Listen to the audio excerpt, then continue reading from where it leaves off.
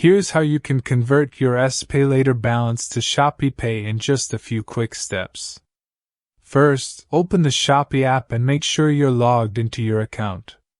Once you're in, tap on the Me tab at the bottom right. Under My Wallet, you'll see your ShopeePay balance, SPayLater limit, coins, and vouchers. Tap on SPayLater to check how much available credit you've got. Next, head back to the home screen and tap the scan icon at the top left. That opens the QR code scanner. What you'll need now is a ShopeePay QR code to scan. You can generate one using another phone or another Shopee account.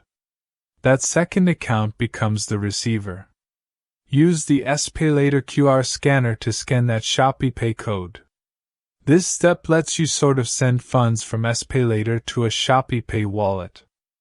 Follow the instructions that pop up to confirm the transfer. Once you're done, the amount should reflect in the ShopeePay balance right away.